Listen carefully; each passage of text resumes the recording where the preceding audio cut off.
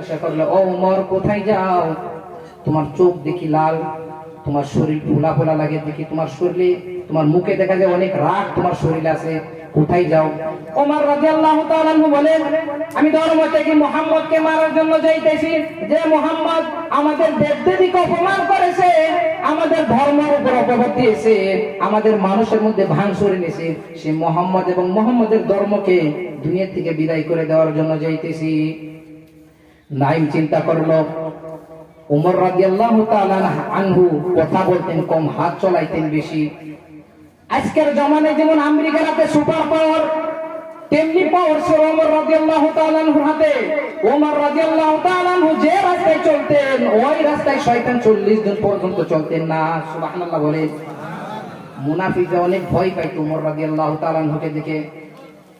নাইম চিন্তা করলো, আমি তোমার সাথে লড়াই করতে পারবো না, মোকাবেলা করতে পারবো না, কিন্তু একটা কাম আমি করতে পারি। আমি সেই কথা যদি বলি যেটা সত্য কথা, তাহলে উমর রাদিয়াল্লাহু তাআলা আনহু কি জানি থেমে যেতে পারে। নাইম বলল, ইয়া উমর, তুমি যে বিশ্ব নবী রাহমাতাল লিল আলামিন কে মারার জন্য যাইতেছে, তুমি কি ভাইবা চিন্তা নাইছো? ওমর রাদিয়াল্লাহু তাআলা আনহু বলেন, আমার কিসের বাবা লাগবে? ওমর রাদিয়াল্লাহু তাআলা আনহুর হাতে তো শক্তি আছিল, আমেরিকার মতন পাওয়ার, সুপার পাওয়ার, আমার আবার কিসের বাবা চিন্তা করা লাগবে? ওমর রাদিয়াল্লাহু তাআলা আনহু বলে, আমার বাবা চিন্তা করা লাগবে না। নাই বলো, না, বাবা চিন্তা করার দরকার।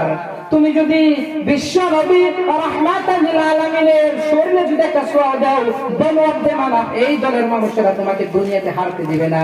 এর থেকে ভালো তোমার বাড়িতে খোঁজ নিয়ে দেখো। ওমর রাদিয়াল্লাহু তাআলা আনহু বললেন, বাড়িতে আবার কি হয়েছে, কি খোঁজ নেওয়া লাগবে? নাইম বলল, যাও তোমার বাড়িতে খোঁজ নিয়ে দেখো, তোমার বোন এবং তোমার ভগ্নিপতি কালেমা পড়ে মুসলমান হয়ে গেছে।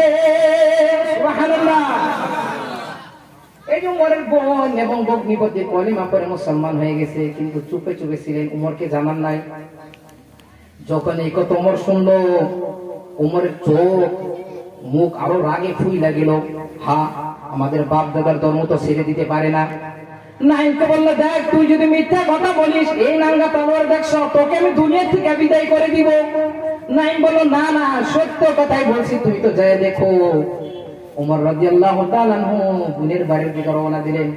এদিকে বোন সূরা তাহা করে তেলাওয়াত করতেছিলেন। যখন ওমর রাদিয়াল্লাহু তাআলা আনহুর পায়ের আওয়াজ শুনলো, কোরআন তেলাওয়াত বন্ধ করে দিল।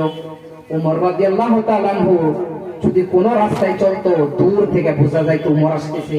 খরম পায়ের আওয়াজ, ঠপ ঠপ, ঘোড়ার পায়ের আওয়াজ শুনেছেন তো? ঘোড়ার পায়ের আওয়াজ শুনেছেন? ওই রকম আওয়াজ করতো।